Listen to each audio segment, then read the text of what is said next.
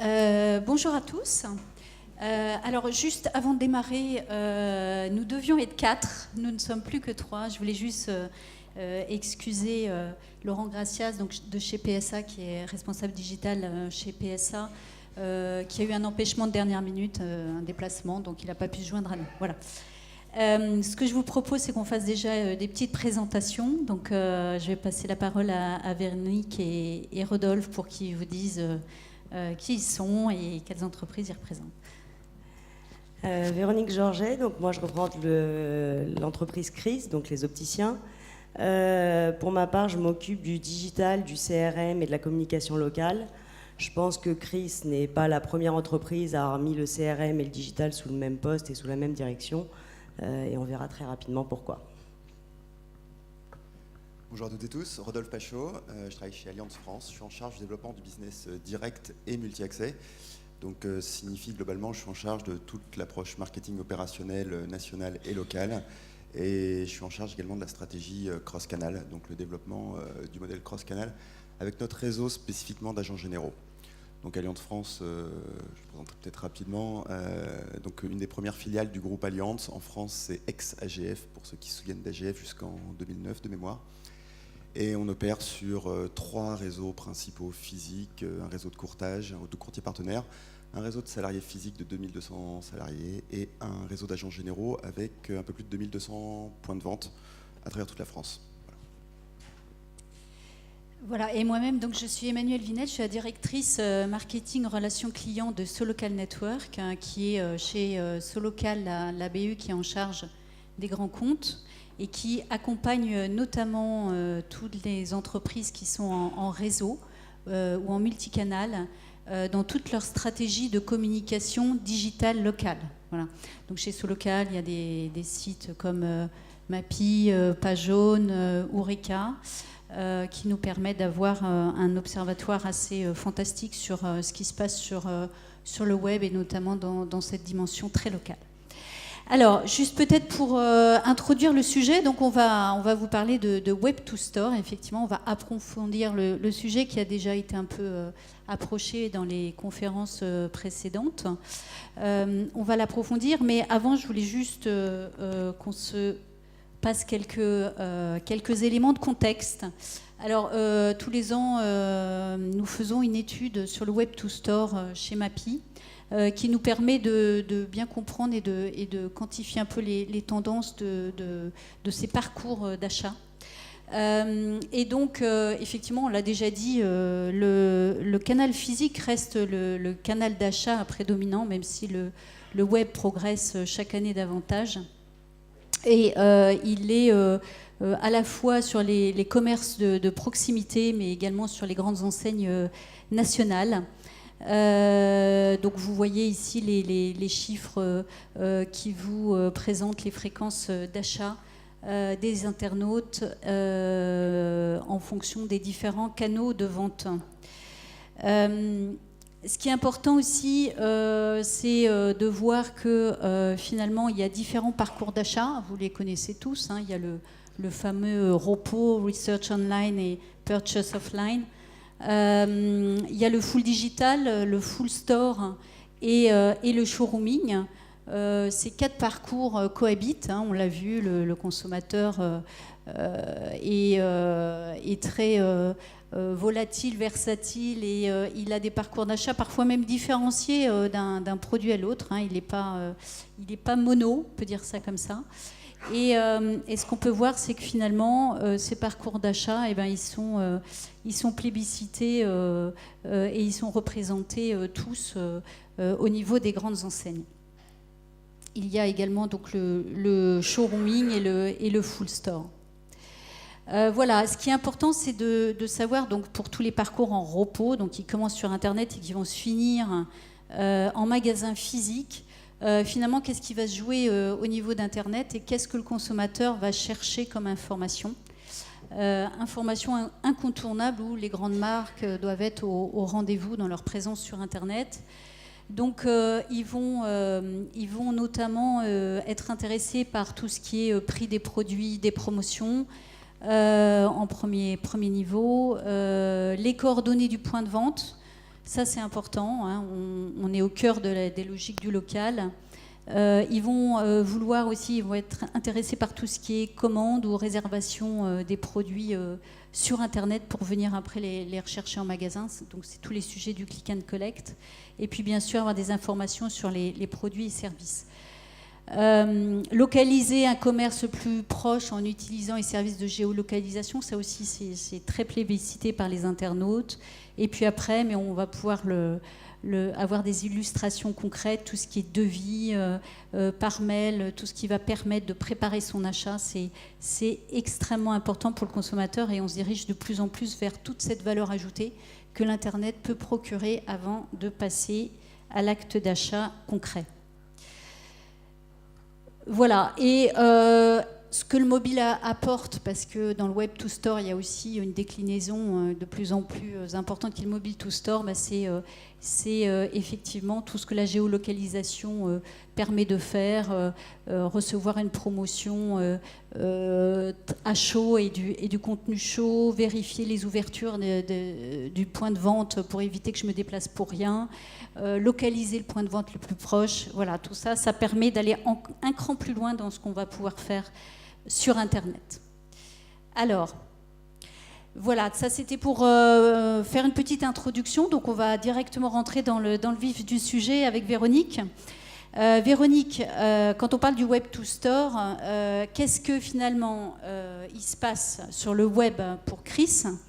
Chris, qui est donc un réseau, vous allez nous en parler, mais d'enseignes physiques, hein, de commerce de proximité.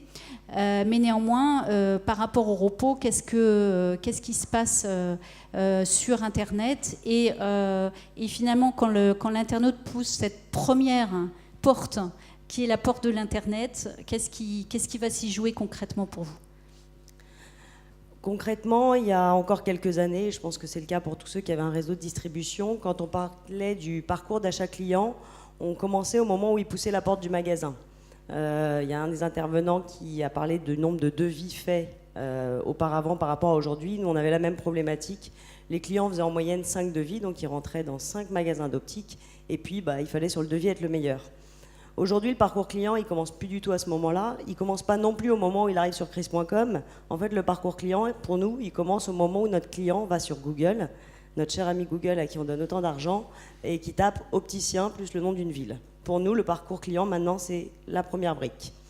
Donc, quel est notre enjeu ? Le premier, ça va être déjà, quand il va taper opticien plus ville, qu'on soit les premiers à ressortir, mais ça, on en parlera plus tard, c'est une problématique que tout le monde a. Et ensuite, que lorsqu'il arrive sur notre site, effectivement, il trouve les informations qu'il vient chercher. Et ça, pour le coup, c'est propre à chacun des secteurs. Les informations qu'il vient chercher sont différentes.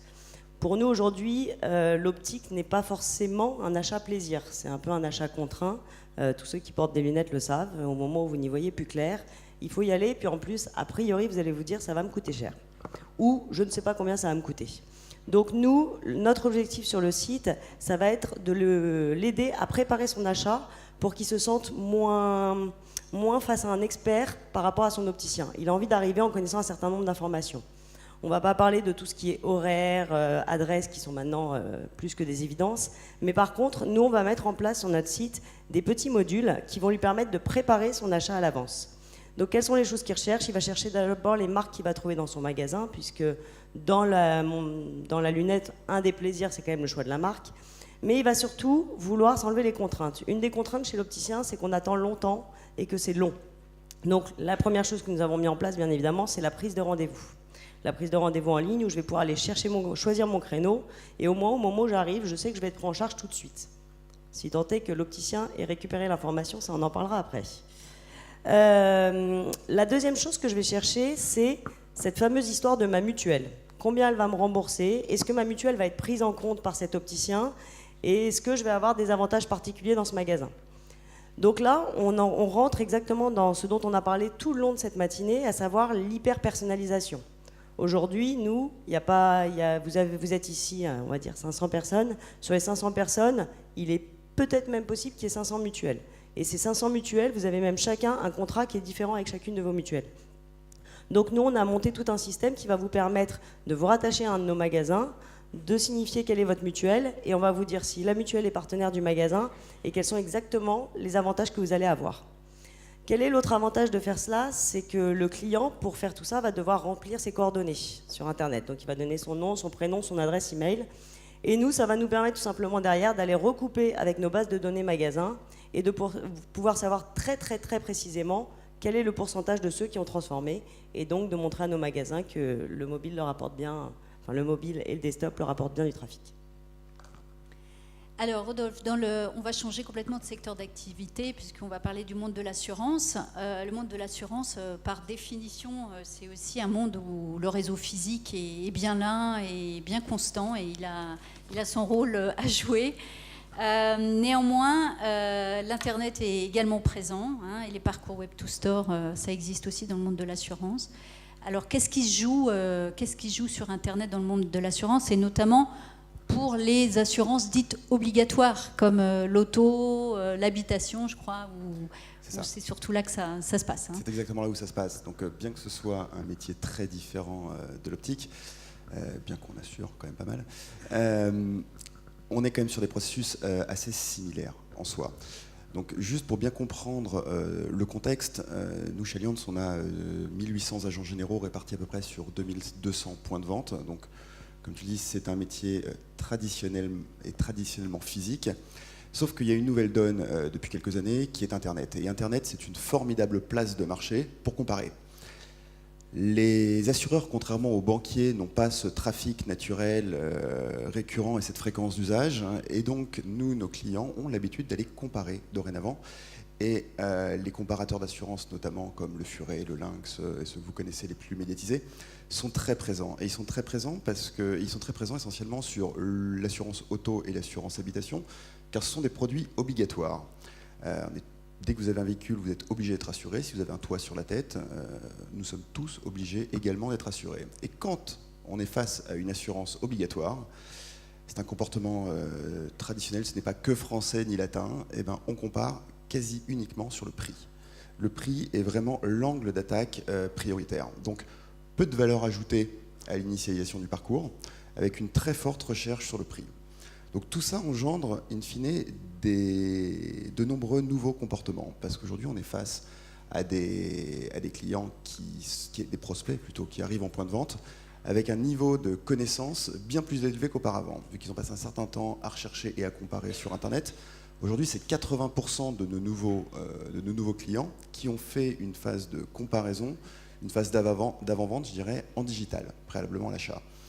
Donc ces nouveaux comportements, ces nouveaux clients qui sont, je dirais, éduqués, formés, alors bien que le produit d'assurance soit des produits quand même très complexes, il y a un niveau de formation et de connaissance, de benchmark de la part de nos prospects qui a forcément un impact sur nos points de vente. Effectivement, aujourd'hui, quand un individu arrive en point de vente, nous, on a pour habitude de dérouler une méthode de vente qui est orientée sur les besoins et la découverte des besoins. Ces nouveaux flux Web2Store ont un réel impact sur la nécessité d'adaptation de ces méthodes de vente parce qu'on est face à un nouveau comportement client qui vise à beaucoup plus d'expertise. Donc, ces nouveaux flux Web2Store, comme je disais, c'est 80% des nouveaux flux, des nouvelles souscriptions qui ont été originées en digital. Aujourd'hui, nous impose de devoir réorganiser et accompagner nos réseaux d'agents, qui sont des indépendants, à ne pas oublier, donc ce qui est un point non négligeable à intégrer en conduite du changement. Nous devons accompagner les agents généraux à organiser leurs points de vente, les accompagner à les outiller et à les former également sur le traitement de ces leads. Parce qu'aujourd'hui, on traite du lead essentiellement. Et pour traiter un lead, ça se traite de façon très réactive. Ça se traite généralement au téléphone et en email. C'est plus forcément une personne qui vient directement au point de vente. Donc ce sont des changements plutôt substantiels.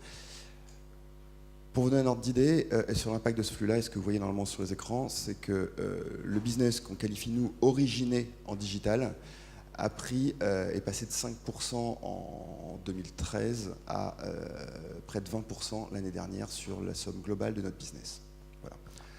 Donc juste pour conclure sur ce point-là, c'est que on est présent essentiellement sur le web en auto et en MRH. On a une gamme complète accessible en ligne, mais c'est vraiment ces deux produits-là qui sont nos principaux drivers. Et l'enjeu majeur du point de vente derrière, c'est d'une part de transformer, parce que nos clients ont encore besoin et ont une réelle envie de souscrire dans un point de vente physique. Et c'est là où généralement on monte en gamme sur le produit initialement sélectionné. Et surtout, c'est là où on cross-sell, parce que le cross-selling en assurance se fait réellement au point de vente et ne fonctionne pas ou très peu sur le web. Bon, c'est des témoignages qui montrent bien la complémentarité, l'articulation et finalement la continuité dans ce parcours repos entre une première étape sur Internet et puis une deuxième étape dans le magasin. Et c'est intéressant de voir effectivement que ça révolutionne, y compris les pratiques en magasin. Il faut repenser, c'est pas une brique qu'on va ajouter à un dispositif qui existe déjà. C'est une brique qui oblige à réinventer également toute la cinématique, je dirais, à l'intérieur du magasin. Alors, dans ce Web to Store, donc je voulais juste qu'on passe un petit peu de temps, peut-être un petit focus sur le mobile to store, c'est-à-dire finalement, Véronique, qu'est-ce que le mobile, plus particulièrement dans ce parcours repos, vous a permis d'aller chercher, ou qu'est-ce que ça vous a amené à encore adapter au niveau de votre parcours d'achat. Finalement, le mobile chez Chris, comment tu l'intègres dans ton dispositif et comment tu le joues? Nous sommes sur un achat, ou en tout cas une préparation à l'achat, qui nativement, on pourrait avoir tendance à se dire qu'elle est plus facile à faire sur desktop. Parce qu'aller choisir des lunettes sur un mobile, aller regarder les caractéristiques du magasin et faire la préparation d'un achat aussi important, on avait parié que ça ne se passerait pas trop sur le mobile. On s'est un peu trompé dans nos paris, puisque depuis maintenant 6 mois, on a plus de visites sur mobile que sur desktop. Alors tant mieux, apparemment c'est un passage qu'il faut passer. Une fois qu'on l'a passé, on est censé se sentir soulagé. Nous, je ne sais pas si on est soulagé, mais c'est pas grave, on a rebondi. Et on s'est surtout rendu compte qu'en fait, les comportements sur le mobile et sur le desktop n'étaient pas du tout les mêmes. À partir du moment où ils font une recherche sur mobile, déjà la plupart du temps, elle est associée également à une histoire de géolocalisation. Donc soit par une destination qu'ils ont rentrée, soit par effectivement la détection du téléphone. Donc, nous faisons des investissements, on va dire, publicitaires qui sont très très différents sur desktop et sur mobile. Sur mobile, on va faire en sorte que s'il cherche un opticien, on peut se dire que ça y est, là, il est au moment où il va aller passer l'achat. Et là, on va investir principalement pour ressortir sur justement opticien à Lille, par exemple. Alors que sur desktop, on va davantage investir sur les recherches des marques, par exemple, monture Chanel, monture Ray-Ban, puisqu'on se dit qu'il est d'abord dans une première phase de préparation. Nos fameux modules de préparation à l'achat, comme la prise de rendez-vous, le formulaire avantage, bientôt la e-réservation, on les pousse davantage sur desktop et beaucoup moins sur mobile. Donc en fait, le client, il faut arrêter de se demander s'il est magasin, s'il est en ligne, s'il est desktop, s'il est mobile. Il est tout simplement tout. Et lui, il ne veut pas avoir à faire un choix dans les fonctionnalités, il veut simplement trouver la réponse qu'il cherche. Donc chez nous, nous traitons le mobile très très différemment. Notre site n'est pas responsive, on a un site mobile dédié. Vous avez fait un choix assez particulier, c'est effectivement de faire carrément un site complètement distinct du site accessible en desktop, et tout ça pour justement raccourcir le parcours. Exactement, pour avoir une expérience en ligne qui est très différente. Avec la petite contrainte d'avoir le choix, la joie de tout développer en double. Mais on aime tellement les projets que... Bon, Rodolphe, chez toi, le mobile, quelles étapes nouvelles ça a permis de franchir dans ce parcours Web to Store? La géolocalisation, qu'est-ce que ça a permis de changer comme pratique? Tu disais tout à l'heure, la création de leads, c'est le maître mot. En même temps, il n'y a pas beaucoup de points de contact dans l'assurance avec le consommateur, contrairement à d'autres métiers de service où il y a des factures mensuelles, il y a un certain nombre de touch points avec le consommateur beaucoup plus régulier. Donc, qu'est-ce que le mobile apporte ? Alors, je ne dirais pas que nos clients ont atteint le niveau de maturité en mobile des clients de Chris, bien que je pense qu'on a des clients en commun. Nous, on n'a pas 50% encore de nos parcours qui sont originés, nos parcours clients qui sont originés sur mobile. On a une clientèle qui est quand même plutôt âgée. Je ne vais pas faire une discrimination sur l'âge dans les pratiques et les usages digitaux, mais on sent quand même qu'on a des tendances avec l'âge qui sont assez marquées. On a une population qui est assez âgée, donc On n'est pas encore tout à fait, on n'a pas passé encore le cap des 50%, néanmoins on s'aperçoit que sur certaines gammes produits, comme l'assurance habitation, où on n'a pas besoin de beaucoup vous questionner en tant que client pour vous fournir un tarif, et donc on est sur un device qui est assez propice. Donc au final on a le device mobile, et dans un premier temps propice, je dirais, pour la MRH, également pour l'auto, mais pour la MRH, aujourd'hui on constate qu'on a près de 25% de nos parcours clients qui sont initiés sur mobile. C'est une substantielle révolution par rapport à il y a 1 ou 2 ans. Et donc ce qui oriente également forcément nos achats en termes d'acquisition et d'attribution, où on a substantiellement augmenté nos investissements sur le search en mobile. On y va doucement sur le display, parce qu'aujourd'hui on ne trouve pas réellement d'impact efficace en display sur mobile. On investit essentiellement sur le search et sur des partenariats. Ensuite, on a un deuxième enjeu qui est bien évidemment sur la géolocalisation. On a un réseau assez dense, un maillage territorial de proximité efficace. Et donc l'enjeu pour nous est d'encore une fois offrir la possibilité aux clients et aux prospects de trouver facilement une agence en géolocalisation. Donc pour cela, on a développé ce que l'on appelle le Store Locator. Je pense qu'on n'est pas les seuls à travailler cette approche-là. Mais voilà, on fournit une interface tant sur mobile que sur desktop. Une interface permettant de trouver facilement un point de vente. Et là aussi, on a un impact assez substantiel en search. Parce que vu qu'en fait on a indexé les pages sur du référencement sur des mots-clés génériques, couplé à de la géoloc, on a une croissance de notre search qui est assez intéressante. Oui, c'est effectivement une brique importante à positionner pour être visible, notamment sur toutes les recherches locales au niveau de son point de vente et faire ressortir ces points de vente efficacement en référencement naturel. Alors, petite illustration, Véronique. Pour Chris, il y a eu, on a retenu la campagne télé qui fêtait votre 50e anniversaire. Dans le cas comme ça d'un gros dispositif, un gros événement, comment est-ce que vous venez intégrer le web justement et au service toujours de la création de trafic aussi pour vos points de vente? Comment est-ce que finalement on fait une place à l'Internet dans un gros dispositif comme celui-là? Effectivement, on fait encore partie, nous, des secteurs d'activité qui sont encore très très présents en télévision. J'ai entendu plusieurs d'entre vous dire que 30% des investissements médias étaient faits en digital. Moi, j'en rêverais. On en est très très loin chez nous. Néanmoins, c'est des budgets qui quand même grandissent chaque année. L'enjeu maintenant, c'est quand on est en campagne de télé, c'est que le client, qui va forcément se rendre sur le site juste derrière, retrouve les informations qu'il avait vues à la télévision, mais qu'il puisse aller plus loin, qu'il puisse aller faire la démarche qu'il ne peut pas faire à la télévision. Donc effectivement, sur cet anniversaire, on avait fait une offre assez cherchée, 50 ans, moins 50%. Mais ce qui est important, c'est les pics de connexion qu'on a vus sur notre site dans les secondes qui suivent le spot à la télévision. Donc nous, qu'est-ce qu'on a fait? Notre site aujourd'hui, il est marchand, hein, on fait du commerce en ligne depuis 5 ans, mais ce n'est pas notre principale priorité. Par contre, on a au travers de ce site marchand pu simuler un achat avec l'application de la réduction si le client choisissait telle ou telle monture et choisissait ses verres. Donc quand il arrive en magasin, il n'a pas juste l'information de la promotion des moins 50 et il va aller un peu plus loin.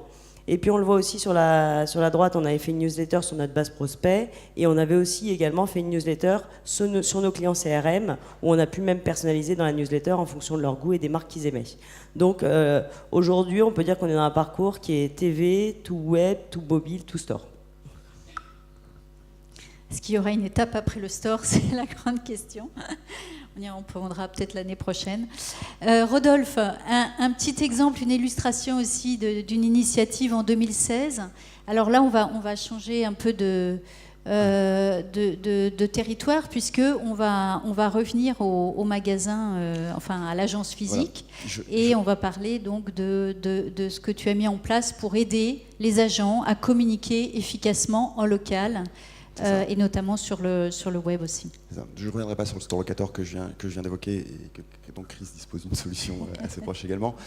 On s'est très vite posé la question, en fait, on va se recentrer un peu sur nos réseaux de distribution, c'est qu'on parle beaucoup de campagnes nationales et toutes les campagnes efficaces avec des moyens et des méthodes marketing assez puissants sont gérées au national, sauf que derrière, quand on a plusieurs réseaux physiques, avec des agents généraux ou des conseillers financiers, même sans point de vente, il est important, à un moment donné, de pouvoir maîtriser ce qui va se faire en local, tant sur le contenu, les médias, que la pression marketing réellement qui est appliquée sur les clients.